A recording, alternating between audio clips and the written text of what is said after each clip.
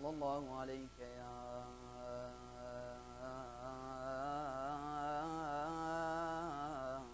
رسول الله، صلى الله عليك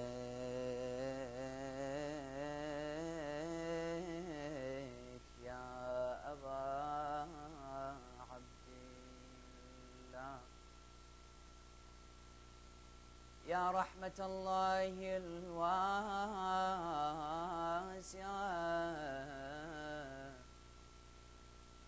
ويا باب نجاة الأمة، يا ليتنا كنا معكم سادتي فنفوز والله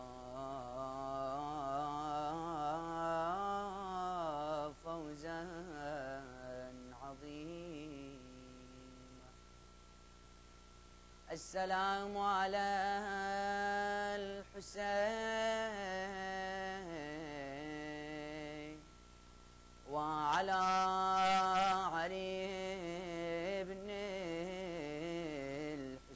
الحسين وعلى أولاد الحسين وعلى أصحاب الحسين.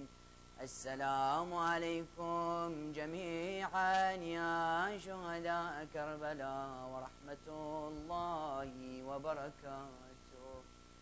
قال الله تعالى في محكم كتابه الكريم: وقوله الحق وهو أصدق الصادقين. يا أيها الذين آمنوا اتقوا الله وابتغوا إليه الوسيلة. Hasten your appearance of our Prophet and waiting Imam. Recite with the loudest of your voices a salawat ala Muhammad wa ali Muhammad.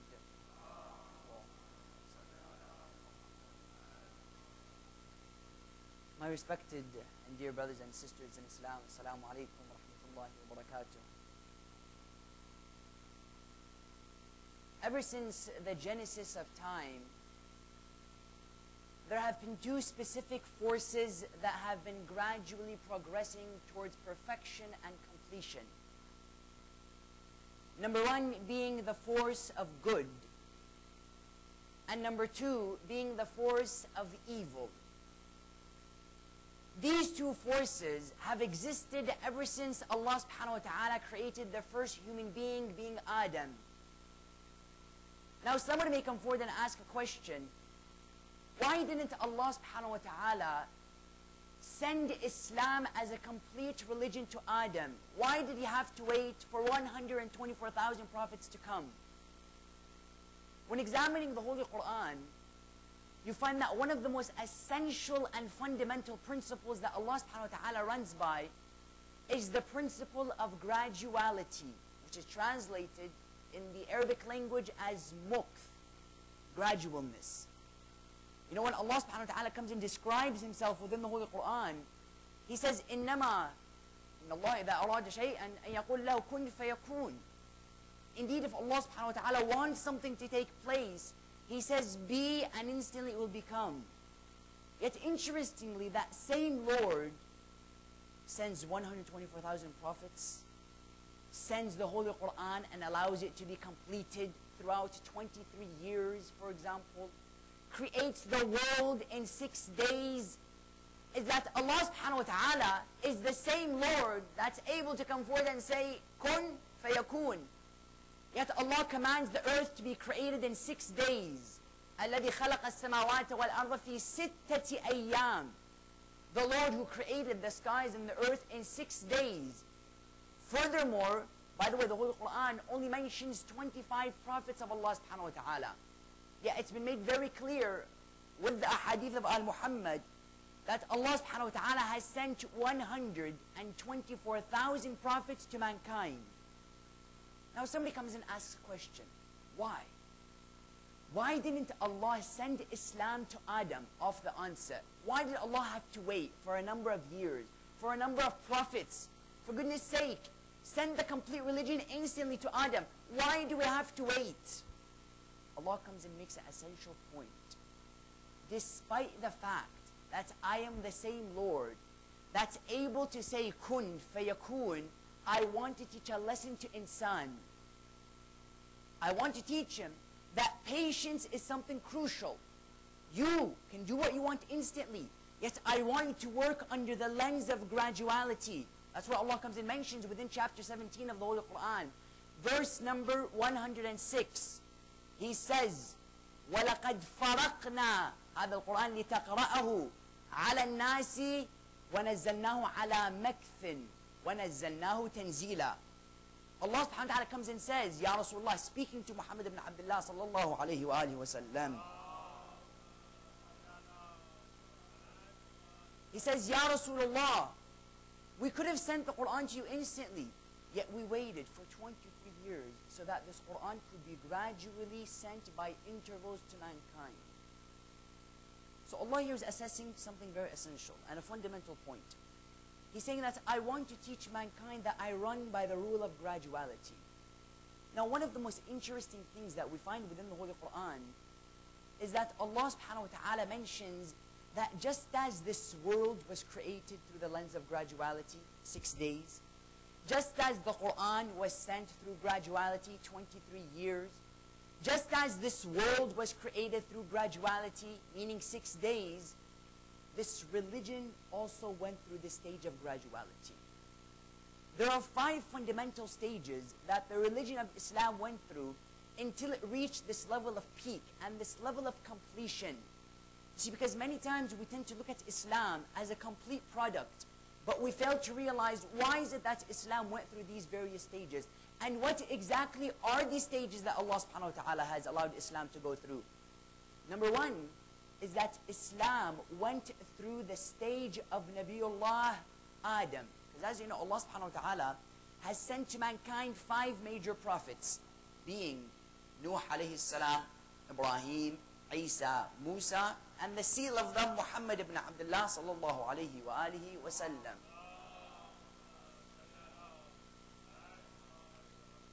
Each and every single one of these 5 major prophets held a specific stage in the completion of the religion of Islam. Number 1, you take, for example, Nuh alayhi salam. Nuh alayhi salam, as you know, was sent to mankind, and as some riwayat put it, and even the Holy Quran mentions very clearly, that Nuh spread Islam to his people for 950 years. ألف سنة إلا 50 عاما, as Allah mentioned within the Holy Quran. He says Nuh spread Islam to the people and the religion of Allah for 1,000 years minus 50, meaning 950 years. Now, as I mentioned previously, each one of these prophets had a specific stage. And what's interesting is that Allah subhanahu wa ta'ala gave to each of these prophets a means to get to know Him. Because Islam had a specific stage with every single prophet. And the way we can tell how Islam had that specific stage is by the means that that specific prophet took to understand Allah subhanahu wa ta'ala. The stage of that religion could be measured by the means that that prophet took to understand God. Nuh alayhi salam took the means of the ark to understand Allah subhanahu wa ta'ala. That was the ayah, the sign that Allah sent to Nuh alayhi salam, the ark. When you move on from Nuh, you go to Nabiullah Ibrahim, and you see that Ibrahim alayhi salam had a specific means. This is the crucial point. Wasila, a means to get to know Allah. If I want to know the specific stage of Islam within the life of a specific prophet, I have to examine the means that he took to understand Allah. If he took a simple means, then I know that the religion was going through a simple phase. If the means that he took to understand Allah was grand, was universal, then I know the phase of that religion in that specific time was grand as well. You take somebody such as Ibrahim alayhi salam. Ibrahim, as mentioned within the Holy Quran, began to know Allah through the galaxies, through the planets. Allah refers to this within the Holy Quran. He says, Bismillah ar-Rahman ar-Rahim, وَلِنُرِيَ إِبْرَاهِيمَ مَلَكُوتَ السَّمَاوَاتِ وَالْأَرْضِ وَلِيَكُونَ مِنَ الْمُوقِنِينَ. Allah comes and begins to speak to Ibrahim. He says, indeed, we desire to show Ibrahim the malakut. What's malakut? The dominion, the essence, the reality of things, the haqiqah. See, because as human beings, we see the exterior. We fail to penetrate the outside and see the inside. Muhammad would see simply the inside. They wouldn't see the outside. Ibrahim alayhi salam was approached by wahi of Allah subhanahu wa ta'ala, and Allah told him, "O Ibrahim, we want to show you the dominion of the skies and the earth. We want to show you the reality of things." What's this reality? Malakut. Side note, Ahlul Bayt seen only the inside. Someone may tell me, what do you mean? Us, I may see a human being, and I may like the way that he looks. I may be fooled. I may be, for example, tricked, as one would say. I see, for example, the sibha in his hand. I see, for example, a beautiful beard. I see he's wearing a dashdasha. I see he's wearing a kufiya, for example. I may believe he's religious. And mashallah, Saudi is filled with religious people, if those were the standards. So what you find is that we are fooled by the outside. We like the outside. Ahlul Bayt were never fooled by the outside. They would see the true essence of insan, the haqiqah. If he was beautiful on the outside, yet on the inside he was a dog, for example, they would see him as a dog walking. If on the outside he was beautiful, he looked religious, yet on the inside he was simply biting, stealing. You know, we see specific people in many communities. Money, money, money, money, money. I'll kill you. Money, money. That's his central goal of his existence. Money, money, money. Ahlul Bayt would see that reality. Someone may say, what do you mean? One day Imam al-Kadhim, our 7th Imam, salamullahi alayhi, he was in Hajj. And one of his companions, Allahumma salli ala Muhammad wa one of his companions comes to him. He tells him, Ya ibn Rasulullah, Hajj is flowering with Hujjaj this year. Alhamdulillah. He tells him, Habibi, you got it all wrong. He says, what do you mean I got it all wrong? He says, come here, come closer. They say that the man came closer to our 7th Imam. The 7th Imam took his 2 fingers and he put it between his eyes. The man narrates that he began to see pigs and dogs doing tawaf. So the Imam, what is this? Pigs and dogs. Why do I see pigs and dogs doing tawaf? He told him, you are fooled by the outside. Yet let me show you the inside. Let me show you the haqiqah. Let me show you the malakut. Ahlul Bayt would see malakut. Someone may say, no, this is a hadith. Allah mentions within the Quran, Surah Al-Takwir. He says, وَإِذَا الْوُحُوشُ حُشِرَتْ. He says, when the animals will be resurrected. I come and I ask a question. Are animals questioned on the Day of Judgment? Is Allah subhanahu wa ta'ala going to resurrect that kitty, for example, for stealing that milk which wasn't for her? Is Allah going to resurrect that dog for taking a food which wasn't its? No. Why is Allah coming and saying, وَإِذَا الْوُحُوشُ حُشِرَتْ? When the animals will be resurrected. Allah is making an essential point. He's saying those who acted like animals will be resurrected like animals. Malakut. Allah wanted to show Ibrahim that malakut. He says, وَلِنُرِيَ إِبْرَاهِيمَ مَلَكُوتَ السَّمَاوَاتِ وَالْأَرْضِ وَلِيَكُونَ مِنَ الْمُوقِنِينَ. Ibrahim is walking. Allah refers, he continues this verse. He says, فَلَمَّا جَنَّ عَلَيْهِ اللَّيْلِ. When the night came upon him, رَأَى كَوْكَبًا. He saw a planet. Some ulama come and say this planet was Venus. Ibrahim is walking. He's looking for Allah. Look at the phase of religion within Ibrahim alayhi salam. Ibrahim is walking. فَلَمَّا رَأَى كَوْكَبًا فَلَمَّا جَنَّ عَلَيْهِ اللَّيْلِ رَأَى كَوْكَبًا قَالَ هَذَا رَبِّي. Ibrahim is walking and he sees Venus. He says, that is Allah. That must be Allah. Because as you know, within the time of Ibrahim, the people within his religion, within that specific time, would worship planets. That was the deity they took as a god. Ibrahim is walking, he sees Venus. He says, that is Allah. That must be Allah. فَلَمَّا أَفَلَ قَالَ إِنِّي لَا أُحِبُّ الْآفِلِينَ. When the planet disappeared, he said, I don't like that which disappears. That can't be Allah. He continues. فَلَمَّا رَأَى الْقَمَرَ بَازِغًا قَالَ هَذَا رَبِّي. فَلَمَّا أَفْلَ قَالَ لَئِنْ لَمْ يَهْدِنِي رَبِّي لَأَكُونَنَّ مِنَ الْقَوْمِ الضَّالِّينَ. Ibrahim keeps on walking. He sees the moon. He says, that must be my Lord. Instantly, he waits a few moments. The moon disappears. He says, that can't be my Lord. Allah is a Lord who's omnipotent, omnipresent, omniscient. He cannot disappear. That cannot be my Lord. He keeps on walking. فَلَمَّا رَأَى الشَّمْسَ بَازِغَةً قَالَ هَذَا رَبِّي هَذَا أَكْبَرُ. He keeps on walking. He sees the sun. He says, that must be my Lord. That is bigger. فَلَمَّا أَفَلَ قَالَ يَا قَوْمِ إِنِّي بَرِيءٌ مِّمَّا تُشْرِكُونَ. Instantly the sun disappears. He says, oh my people, I am innocent from that which you claim to be a God. What is Allah showing us? Allah is showing us that Ibrahim was taking the galaxies as a means to Allah. Instantly he turned to Allah. He said, إِنِّي وَجَّهْتُ وَجْهِيَ لِلَّذِي فَطَرَ السَّمَاوَاتِ وَالْأَرْضِ وَمَا أَنَا مِنَ الْمُشْرِكِينَ. He said, instantly, I turn to you, Ya Allah. These planets cannot be you. What is Allah saying? Allah is saying, remove the verse. Look at the core. Look at the essence of the verse. What is Allah trying to say? He's saying that Ibrahim took the planets as a wasila, as a means to Allah subhanahu wa ta'ala.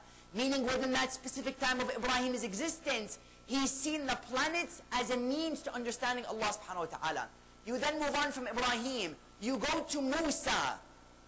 Besides him taking the planets as a God, and the planets as a means and wasila to Allah, he said, oh Allah, I want to see you physically. Allah mentions this. He says, وَلَمَّا جَاءَ مُوسَى لِمِيقَاتِنَا وَكَلَّمَهُ رَبُّهُ قَالَ رَبِّي أَرِنِي أَنظُرْ إِلَيْكَ. He said, my Lord, let me see you. Instantly Allah turns to Musa. He said, قَالَ إِنَّكَ لَن تَرَانِي وَلَكِنْ انظُرْ إِلَى الْجَبَلِ. He said, you're not able to see me. Because Musa alayhi salam, as you know, was born in the laps of royalty and within the household of princes and kings, such as Fir'aun, la'natullahi alayhi. So Musa alayhi salam, despite the fact that he was an infallible prophet, he had a sense of arrogance within him, a sense of pride, self-conceit. He said, oh Allah, I want to see you physically. Instantly Allah turned to him. He told him, إِنَّكَ لَن تَرَانِي. You cannot see me yet. Look at the mountain.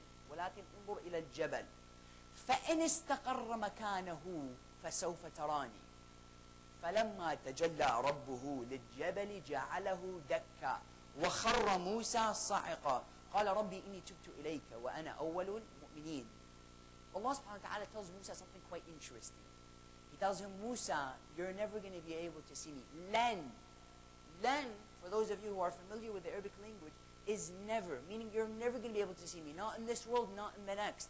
Those who come forward and say on the Day of Judgment, Allah is going to have feet, and one foot is going to be in Jannah, one foot is going to be in Jahannam, and we're going to be walking in between. That's all nonsense. And subhanAllah, the irony is that we're the ones who are accused of being kuffar. We're the ones who are accused of being disbelievers.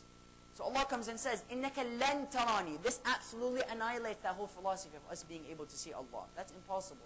He says, إِنَّكَ لَن تَرَانِي وَلَكِنْ انظُرْ إِلَى الْجَبَلِ فَإِنِ اسْتَقَرَّ مَكَانَهُ فَسَوْفَ تَرَانِي. He says, Musa, look at the mountain. If the mountain stays intact, then you will see me. Yet if it crumbles, then understand that I exist, yet you'll still never be able to see me. Yet I want to show you my existence through this mountain. Musa alayhi salam looks at the mountain. Instantly Allah comes and says, فَتَجَلَّى رَبُّهُ لِلْجَبَلِ وَجَعَلَهُ دَكًّا. Allah instantly crushes the mountain into pieces. وَخَرَّ مُوسَى صَعِقًا. Musa alayhi salam falls into prostration. Sa'iqa, within the Arabic language, is not only you fall unconscious, it's a near-death experience. You know, there are specific people who have near-death experiences, meaning they even have OBE, out-of-body experiences. They feel they've left this world. Musa was going through that. Sa'iqa. He fell unconscious. He wakes up. He says, Rabbi inni tubtu ilayka wa ana awwalul mu'mineen. He says, my Lord, I have repented to you, and I am from the first of mu'mineen. Allah is coming and saying that within the time of Musa alayhi salam, I showed myself and I allowed the mountain to be a means to my existence. Within Ibrahim's time, it was the planets. Within the time of Musa, it was the mountain. You then move on to Isa alayhi salam. You see, there was another means to understand Allah subhanahu wa ta'ala. Isa alayhi salam's ayah and sign of the existence of God was the fact that he was born without a father. Because as you know, they would come to the mother of Isa salamullahi alayhi, Maryam. They would tell her, Ya Maryam, where did you give birth to such a child? Instantly Allah commanded her. He said, point to that child. Allah refers to this in the Holy Quran. He says, Inni Abdullah. Isa alayhi salam begins to speak these lines within the Holy Quran. فَأَشَارَتْ إِلَيْهِ قَالُوا كَيْفَ نُكَلِّمُ مَنْ كَانَ فِي الْمَهْدِ صَبِيًّا. They come to her, they tell her, Oh Maryam, we know that you are a good lady. You wouldn't commit adultery. And we know that your mother was not a bad lady. مَا كَانَتْ بَغِيًّا. Instantly Allah commands her. He says, Maryam, when they come and ask you such a question, point to that child. فَأَشَارَتْ إِلَيْهِ قَالُوا كَيْفَ نُكَلِّمُ مَنْ كَانَ فِي الْمَهْدِ صَبِيًّا. How do we speak to a child who is just simply an infant in a cradle? Instantly Isa begins to speak. قَالَ إِنِّي عَبْدُ اللَّهِ آتَانِيَ الْكِتَابَ وَجَعَلَنِي نَبِيًّا وَجَعَلَنِي مُبَارَكًا أَيْنَمَا كُنْتُ وَأَوْصَانِي بِالصَّلَاةِ مَا دُمْتُ حَيًّا. Isa alayhi salam begins to speak. He says, I am the servant of Allah. إِنِّي عَبْدُ اللَّهِ آتَانِيَ الْكِتَابَ وَجَعَلَنِي نَبِيًّا. Here, by the way, a side point could be made, is that notice how Isa alayhi salam is coming and identifying himself. He didn't say that I am the prophet of Allah. He didn't say that I am the soul of Allah. He said, I am the slave of Allah. Why did Isa say that? Isa is making an essential point. He's saying the best identity that you could have as a youth, as a human being, is that you are the slave of Allah. Inni Abdullah. Not that I am Arab, not that I am Iraqi, not that I am Pakistani. Inni Abdullah. I am the slave of Allah. Somebody will come and say, isn't that a degrading status? I want to be somebody of high value. I want to have a dignified identity as a human being. Why are you coming and labeling me as a slave of Allah? No. When you are a slave of Allah, you become a master of everything else. Yet when you're not a slave of Allah, everything becomes your master. Imam Ali ibn Abi Talib comes and he describes this. He says, مَنْ خَافَ مِنَ اللَّهِ خَافَ مِنْهُ كُلُّ شَيْءٍ. He says, he who fears Allah begins to fear everything. Meaning everything begins to fear him. وَمَنْ لَمْ يَخَفْ مِنَ اللَّهِ هُوَ خَافَ مِنْ كُلُّ شَيْءٍ. And he who doesn't fear Allah, he begins to fear everything. Do you know the secret of the fearlessness of Ahlul Bayt? Sometimes we come in, we describe, for example, Ali ibn Abi Talib, how he was able to move that sword back and forth. Yet we fail to recognize the essence of the strength. What was the fuel that he had? Why is it that he was so untouchable? They say Amir al-Mu'mineen alayhi salam would split people in two ways, either horizontal or diagonal. If you want to know how many people Ali ibn Abi Talib killed, for example, in Badr, in Siffin, then you examine the situation of the bodies. If they were split in half or diagonal, then you know that was somebody killed by Ali ibn Abi Talib. If you want to understand why Amir al-Mu'mineen was so strong, we don't need to examine why he moved the sword. We have to examine what gave him the strength to move the sword. When we examine somebody like David, that youth, that when he's approached by the enemy of Allah, he tells him, I don't want to kill you, you are young. He says, no, I want to kill you. Why? Where is that strength coming from? When you examine, for example, Abu Fadl al-Abbas, who was 14-year-old on the Battle of Siffin. The first battle of Abbas was on the Battle of Siffin. Abu Fadl al-Abbas did unbelievable things on that battle, to the extent that he would come to Imam Amir al-Mu'mineen. He would tell him, Abba, could I fight on this battle? He said, yes, I give you the permission to fight. Yet, I want you to wear this mask. They say that Abu Fadl al-Abbas would wear that mask, and he would go and he would begin to fight. A man by the name of Ibn Shaza' arises. He says, I have 7 sons. Who can come and touch them? They're the bravest of the sons in Arabia. Abu Fadl al-Abbas goes, he finishes the first one. He goes, he finishes the second one. He goes, he finishes the third, fourth, fifth, sixth, seventh, until Ibn Shaza' is furious. He says, you killed my sons? I want you to come and kill me. Abu Fadl al-Abbas goes and finishes him off as well. Abu Fadl al-Abbas now is standing there. And an interesting comment comes from the side of the opponent. They tell him, who are you? They don't know who this is, because he has a mask on his face. They believe this is Ali ibn Abi Talib, because they expected Imam Amir al-Mu'mineen to come and fight on the Battle of Siffin. They see a boy with a mask. They're intrigued. They're confused. Imam Amir al-Mu'mineen told Abu Fadl al-Abbas, don't identify yourself unless I tell you to. He said that they ask him, identify yourself. He doesn't speak. All of a sudden they see Amir al-Mu'mineen coming from the back of the army. Now they know that isn't Imam Amir al-Mu'mineen. Abu Fadl al-Abbas turns to his father. He says, Abba, could I please identify myself? He says, no. He asks him a second time. He says, could I please identify myself? He says, no. He asks him a third time. He says, Father, please, let me identify myself. He says, yes, go ahead. They say that Abu Fadl al-Abbas slowly removes the mask. They ask him, who are you? 14 years old. What's the point I'm trying to make? Where is the strength that Abu Fadl al-Abbas is getting? Where is he getting the strength? 14 years old?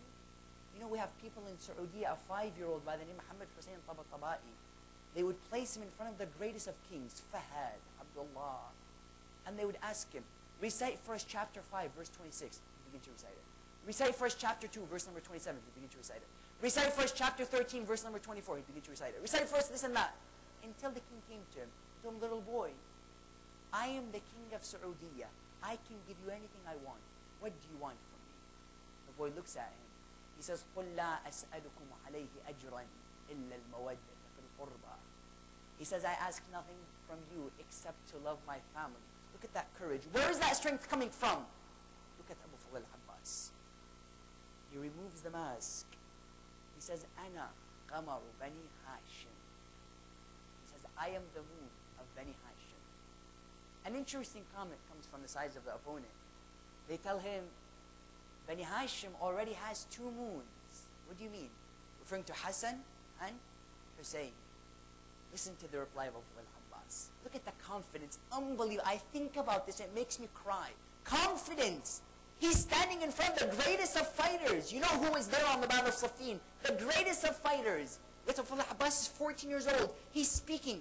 Youth, brothers and sisters, we should be like that. Who cares about the age? Age plays no factor. If age played a factor, then tell me, why was Isa an infant and he was speaking? Ali ibn Abi Talib, 9 years old, appointed as a Khalifa. Imam al-Jawad, 5 years old. Sahib al-Zaman, 5 years old. Age doesn't play a factor. They come and they tell you, you're still too young to be speaking. You're still too young. Where's your knowledge? Yes, age is crucial, yet age is not the factor. What's the factor? حكمة. ادعو إلى سبيل ربك بالحكمة والموعظة الحسنة وجادلهم بالتي هي أحسن. Allah comes and says, invite to the path of your Lord with wisdom. Look at Abu Fadl al-Abbas. He removes the mask. He says, I am the moon of Bani Hashim. They say, Bani Hashim already has 2 moons. He says, they are the moons of Muhammad. I am the moon of Ali. And it's the duty of the moons of Ali to protect the moons of Muhammad. He says, they are the eyes. I am the hands. It's the duty of the hands to protect the eyes. Unbelievable. 14 years old. Confidence. Fiqh. Trust in the self. Now, where did this strength come from? I come and I ask this question. Did it come because he worked out? No. I'm sure he had unbelievable muscles. I could imagine it. Those biceps just, you know, bulging and the veins coming out like our good friend Arnold Schwarzenegger, who's right now saggy as ever. But where did that strength come from? Not physical, brothers and sisters. Physical strength is essential, I promise you.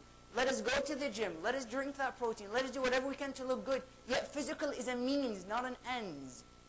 If we want to know the true strength of Abu Fadl al-Abbas or somebody like Imam Amir al-Mu'mineen, examine him after the battle of Khandaq.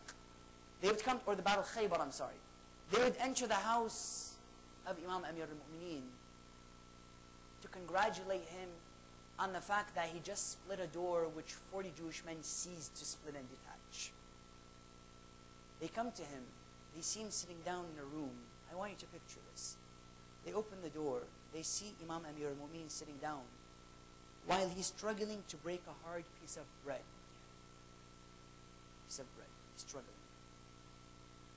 They come to him. They tell him, Ya Imam Amir al-Mu'mineen, أنت الذي قلعت باب خيبر. You are the one who just detached the door of Khaybar. Why are you struggling to break a piece of bread?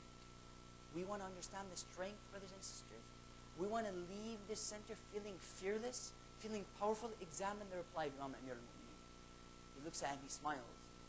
He says, قَلَعْتُ بَابَ خَيْبَرَ لَيْسَ بِقُوَّةٍ جَسَدِيَّةٍ بَلْ بِقُوَّةٍ رَوْحَانِيَّةٍ. He says, I detached the door of Khaybar not through my physical strength, no, through my spiritual strength. Meaning I'm breaking this piece of bread through the strength of Ali ibn Abi Talib.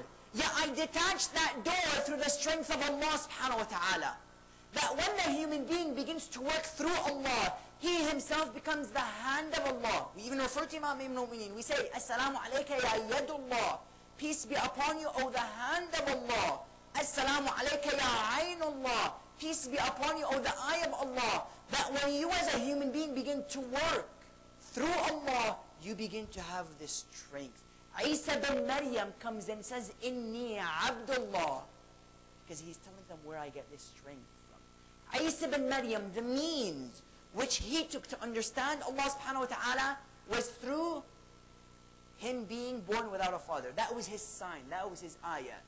We mentioned Ibrahim understood Allah through the planets. Musa alayhi salam understood Allah through the mountains. Yet, Isa understood Allah through him not being born without a father. That was the sign that Allah sent him. Now, the crux. Ibrahim used the means to understand Allah. Musa used the means to understand Allah. Somebody such as, for example, Isa used the means to understand Allah. How did it progress until it reached Ahlul Bayt? When it reached Ahlul Bayt alayhim salam, they were no longer taking means to understand Allah. They themselves became the means.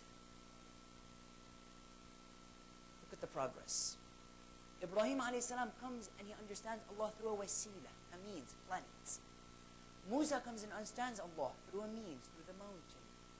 Isa comes and understands Allah through a means. Yet Al-Muhammad not only gave people a means to understand Allah, they themselves became the means. Ya ayyuhalladhina amanu taqullah wabtaghu ilayhi al-wasila. O you who believe, fear Allah and understand Him through a means. What does that mean, brothers and sisters? That means is Allah. The difference between us and other religions is that somebody like Ibrahim came and taught values. Prophets taught values. Ahlul Bayt manifested them. You see, somebody like Isa bin Maryam is known for love. Today you're going to examine Christianity. One of the most profound teachings within Christianity that they constantly emphasize upon is love. Love God. God loves you. You even enter the church and they're constantly saying, you know, hold Him high, hold Him low. Jesus is in the house. Christ is here. You know, mashallah, very nice raps and very nice lines of poetry for Jesus. Yet, love. They always propagate love. Hub, love. We love God. We love you. God loves you. Have mercy. Love. Jesus taught love. Yet Imam al-Hussein was love. He manifested it. That on the 10th of Muharram, when Imam al-Hussein alayhi salam is making these lines of poetry, speaking to Allah subhanahu wa ta'ala, he says, إلهي تركت الخلق طرا في هواك وأيتمت العيال لكي أراك. Look at these lines of poetry. Look how he's manifesting love. He says, my Lord, I have orphaned my children to come and see you. I have allowed my tents to burn so I can come and meet you. فلو قطعتني بالحب إربا. If you were to cut my heart into pieces, لما مال الفؤاد إلى سواك. My heart would be leaning towards no one except you. Love. He's manifesting love for us. That when I see somebody like Muhammad, I don't see Muhammad. I see mercy manifested within Muhammad. When I see Ali ibn Abi Talib, I don't see Ali ibn Abi Talib. I see haqq and truth manifested within Ali ibn Abi Talib. When I see Hassan, I don't see Hassan. I see patience. When I see Hussein, I don't see Hussein. I see love. When I see Ali ibn Hussein, I don't see Ali ibn Hussein, I see supplication. When I see Baqir, I don't see Baqir, I see science. When I see Sadiq, I don't see Sadiq, I see knowledge. When I see Kadhim, I don't see Kadhim, I see patience. When I see Rida, I don't see Rida, I see satisfaction of Allah. When I see Askari, I don't see Askari, I see hope. When I see, for example, Jawad, I don't see Jawad, I see generosity. When I see Hadi, I don't see Hadi, I see guidance. And when I see Askari, I don't see Askari, I see hope. When I see Sahib al-Zaman, I don't see Sahib al-Zaman. I see the manifestation of justice of Allah on the earth.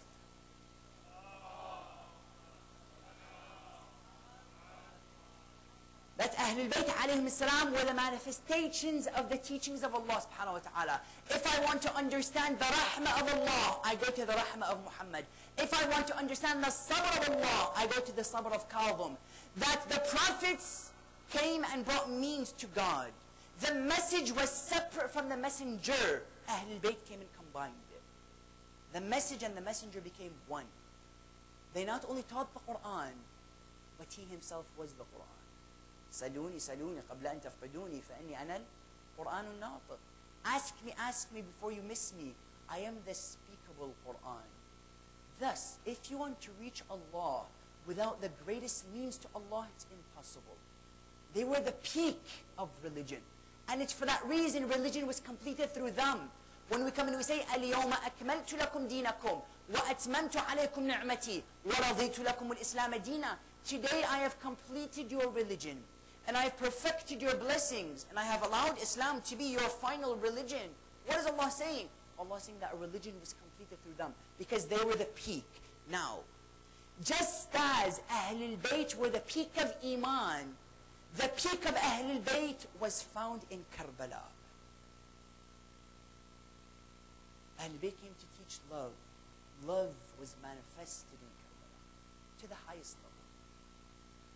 There is no better way in explaining Karbala than in saying Karbala was good versus evil.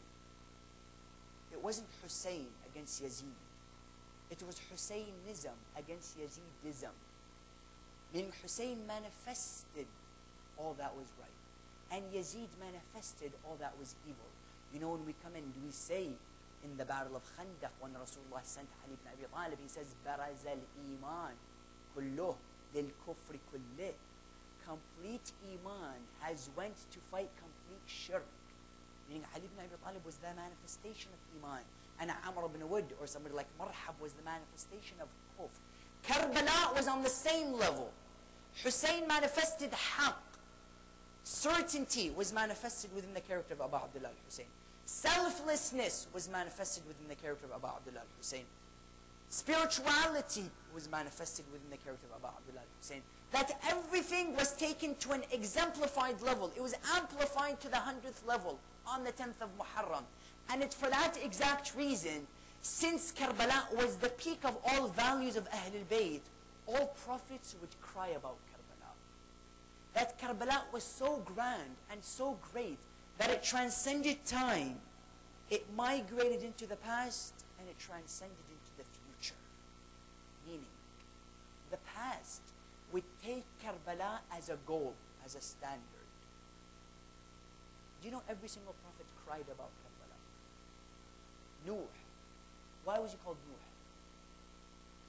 Nuh? Nuh means what? Literally, Noha. We speak about Noha. Nuh, Noha. Nuh was named Nuh لكثرة نوحه على الحسين بن علي. He was called Nuh because of his extensive levels of crying for Hussein, son of Ali. You know, Nuh had 4 sons. Ham, Sam, Yam, and Nam. He had 4 sons. These 4 sons, you take the first letter of their word, you put it together, Ham, Sam, Yam, and Nam. Put the first letter of their name together, you get Hussein. Allah is coming and saying that prophets cried about Hussein. Every single prophet passed by the sands of Karbala and remembered about Abdullah al-Hussein. Adam alayhi salam, he turns to Allah. You know, when we recite the verses about Adam alayhi salam, we say, وَعَلَّمَ آدَمَ الْأَسْمَاءَ كُلَّهَا. He taught Adam all of the names. Some ulama come and say that these names were Ahlul Bayt alayhim salam. That Allah told them the first name is Muhammad, the second name is Fatima, the third name is Ali, the fourth name is Hassan, the fifth name is Hussein. Narrations say that instantly Adam alayhi salam would turn to Allah. He would say, Ya Allah, why is it that when you mention the first 4 names, I feel a sense of happiness. I feel a surge of delightment, a surge of excitement. Yet the minute you mention that 4th name or 5th name, I begin to feel sadness in my heart. That name of Hussein, there's something special about that name. He said, Adam, Hussein will be killed on the 10th of Muharram. He will be massacred. and his tragedy will be a tragedy like the day of no other. You move on from Adam. You take somebody such as Zakaria. Zakaria, as you know, the Surah Al-Maryam, the first 4 letters are known as Huruf al-Muqatta'a, the cut letters. Kaf, Ha, Ya, Ain, Sad, 5 letters. Dhikru rahmati rabbi abduhu Zakaria. They say one day Zakaria would turn to Allah and he would tell him, Ya Allah, what are these 5 letters you speak about? Very random. Kaf, Ha, Ya, Ain, Sad. They say that Allah subhanahu wa ta'ala would turn to Zakaria, he would tell him, فَأَمَّا الْكَافِ فَهِيَ كَرْبَلَا. He says, as for Kaf, it's Karbala. وَأَمَّا الْهَا فَهِيَ هَلَاكُ الْعِطْرَةُ الطَّاهِرَةُ. He says, as for the Ha, it is the fact that Ahlul Bayt will be muhlikin, halak, they will be destroyed. He told him, فَأَمَّا الْيَا فَهُوَ يَزِيد. The Ya is Yazid. He told him, oh Allah, what is the Sad? Kaf, Ha, Ya, Ain. What is the Ain? He told him, Ain is the Atash al-Husayn fi Karbala, the thirst of Abu Abdullah. He told him, what is the Sad? He told him, the Sad is Sabr al-Husayn ala al-Adha, the patience of Abu Abdullah al-Husayn on the fact that he will be punished and he will be tortured, yet he'll still be patient. Zakaria remembers Imam al-Husayn alayhi salam. Why is he remembering Abu Abdullah al-Husayn? For what reason? Why is he crying? You came thousands of years before Abu Abdullah al-Husayn. You move on from Zakaria. You take somebody such as Ismail ibn Hisqeel. Do you know Ismail was tortured to such an extent in his time that they say the skin of his face was ripped off? While the skin of Ismail was being ripped, Allah sends an angel to him, Jibreel. He tells him, oh Ismail, do you need any help? Do you need any aids? He told him no. And so the angel turns to him. He tells him, what do you mean no? You're being tortured. Your skin is being ripped off your face. Why don't you need any help? Listen to the reply of Ismail. He says, لِي أُسْوَةٌ حَسَنَةٌ بِالْحُسَيْنِ بِنُ عَلِي. He says, I have an example in Hussein, son of Ali, that I know I'm not going to be there with Abu Abdullah al-Hussein on the 10th of Muharram. Yet I want to feel some of the pain that Abu Abdullah al-Hussein will be going through on the 10th of Muharram. That every prophet cried about Karbala. The past used Karbala as a standard, as a goal. Yet the future took Karbala as fuel. They would spring off Karbala. What do I mean? Sahib al-Zaman. Ajal Allah Ta'ala farajahu sharif. Allahumma salli ala. You know, our 12th Imam, when he comes out, he'll be going to Mecca. He then will be going to Jerusalem, and then he will be going to the lands of Karbala, where he will be seeing the shrine of Abu Abdullah al-Hussein. He'll open up that shrine, and he'll see a 6-month-old baby on the chest of Abu Abdullah al-Hussein. He would take that baby, he will hold him up to the sky. He would say, Allahumma ma dhanbu hadha at-tiflu ar-radhi'. He would say, oh Allah, what is the guilt of this 6-month-old baby? Imam Sahib al-Zaman, he's going to come with one slogan and one slogan only. He's going to say, Ya li tharat jaddi al-Husayn ibn Ali ibn Abi Talib. He's going to say, oh, for the revenge of Hussein, son of Ali, I have come. What is he saying? I'm fueling off the message of Abu Abdullah. Meaning on the 10th of Muharram, Imam al-Hussein alayhi salam spilled his blood, so that blood could be fuel for generations to come after him. That Imam Sahib al-Zaman's revolution will fuel off Karbala. Today, all of the revolutions we see in the world, in Egypt, in Tunisia, in Libya, wherever it may be, they're all simply echoes replying to the call, Ala hal min nasirin yansuruna. Is there anybody else to aid me? Which was the call of Abu Abdullah al-Hussein. And it's for that reason they say one of our ulama, he saw Sahib al-Zaman in his dream, and he told him, Ya Sahib al-Zaman, I have a question for you. He said, go ahead. He said, you mentioned in your ziyarah, لَأَبْكِيَنَّ عَلَيْكَ صَبَاحًا وَمَسَاءً وَلَأَبْكِيَنَّ عَلَيْكَ بَدَلَ الدُّمُوعِ دَمًا. He told him, oh Imam, you mentioned in the ziyarah that you will cry upon somebody day and night. And besides crying normal tears, you will cry tears of fresh blood. This alim says, he asked Imam Sahib al-Zaman, he told him, oh 12th Imam, who are you referring to? Are you referring to the tragedies of Abu Abdullah al-Hussein, He said, no. If Hussein was present, he would be crying as well. He told him, are you referring to the tragedy of Qasim, son of Hassan? He said, no. He said, if Qasim was here, he would be crying as well. He said, are you referring to the tragedy of Ali al-Akbar, the boy who looked most like Rasulullah? He said, no. If Ali al-Akbar was here, he would be crying upon this tragedy as well. He said, are you referring to the tragedy of Abu Fadl al-Abbas, Qamaru Bani Hashim? He said, no. If Abu Fadl al-Abbas was here, he would be crying upon this tragedy as well. He told him, oh Imam, then I ask you, who are you referring to in this tragedy? The alim narrates, he says that the 12th Imam raises his hand and he begins to shout from the plunges of his heart, saying, Ash-Sham, Ash-Sham, Abki ala sabi ammati Zainab. He said that the 12th Imam began to shout and say, I cry upon the tragedy of my aunt Zainab. Brothers and sisters, do you know Zainab? She would walk in Medina with Al-Hassan to her left, with Al-Hussein to her right, with Abu Fadl al-Abbas behind her, and with Imam Amir al-Mu'mineen in front of her, to the extent that even her shadow would never be seen by the people of Medina. I ask you, on the 10th of Muharram, what happened to Zainab? They say that Zainab was passing by the bodies after Karbala when she was taken to Sham.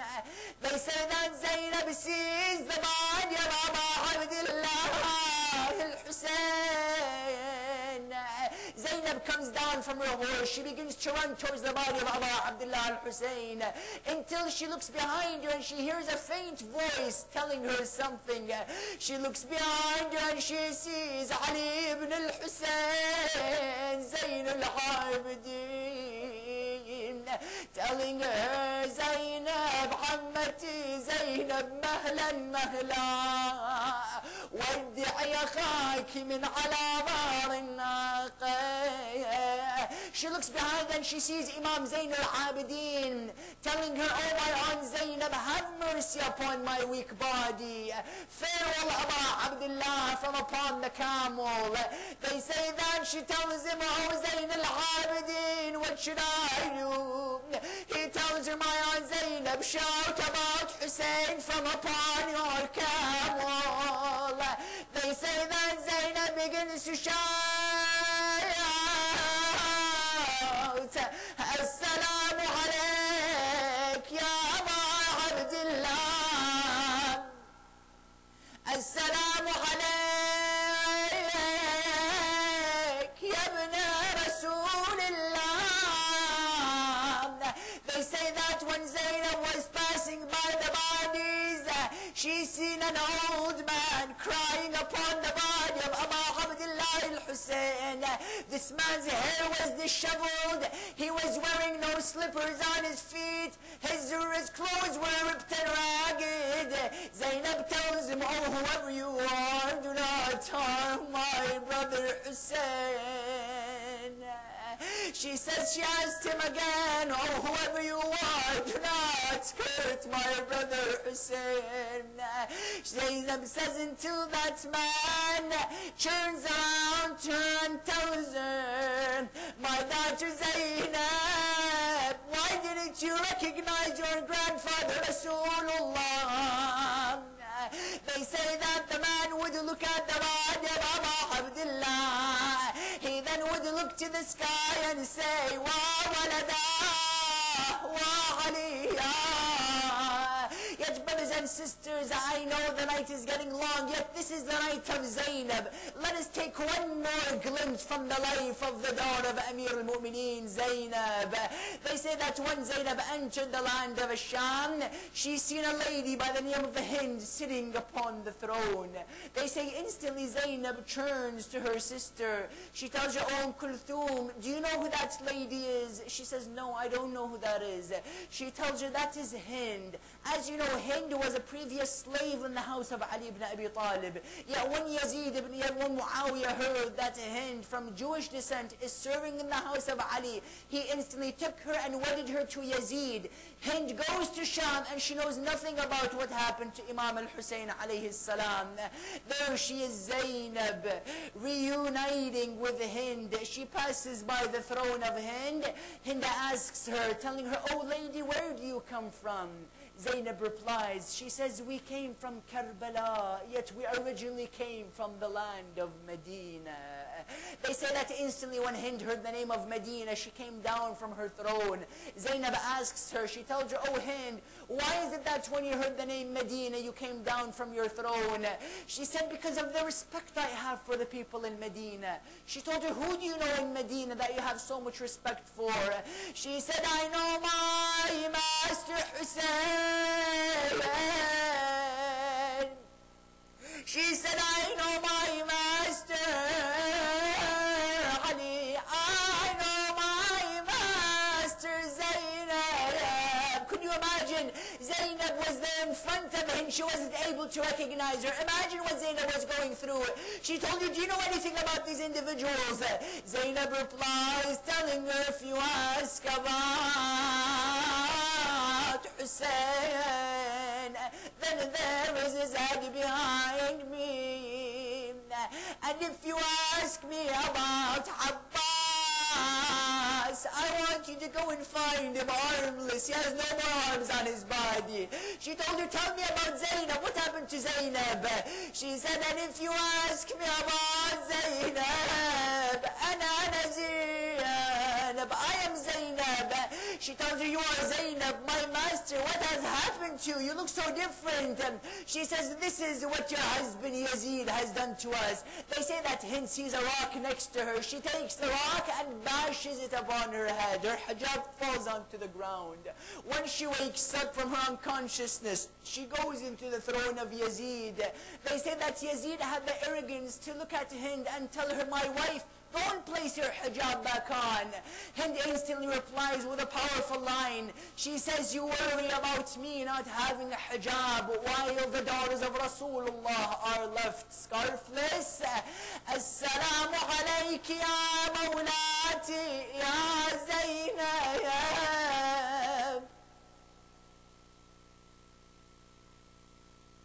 Brothers and sisters, raise your hands to Allah. Indeed, on a night like this, our du'as will never be left unanswered. With these tears in our eyes, let us raise our voices with the loudest 5 times, and may you jeep, so that Allah make your sick ones. I know we have many mu'mineen, many mu'minat who would love their du'as to be answered. Many sick ones who request that we remember them in our du'a. Mu'mineen, mu'minat being killed in places such as Bahrain, in Pakistan. You know, Karachi or Pakistan. People are killed simply because of their name, simply because they love Ahlul Bayt. In Bahrain, in Afghanistan, in Iraq, wherever you find Shia, wherever you find humans, forget the fact that they're Shia. Let's remember them in our dua. Let us ask Allah subhanahu wa ta'ala to bless them and indeed to give them victory. Bismillahir Rahmanir Rahim. Amma yujibu al-mudtar idha ويكشف السوء أما يجيب المضطر إذا دعا ويكشف السوء altogether أما يجيب المضطر إذا دعا ويكشف السوء أما يجيب المضطر إذا دعا ويكشف السوء أما يجيب المضطر إذا دعاه ويكشف السوء يا كاشف السوء اكشف السوء عنا يا الله اللهم شافي كل مريض بحق مريض كربلاء زين العابدين برحمتك يا أرحم الراحمين and to hasten the appearance of our 12th and awaited Imam and to bless the organizers of this majlis we recite Surah Al-Mubarakatul Fatiha but before the loudest of your salawat ala Muhammad wa ali Muhammad.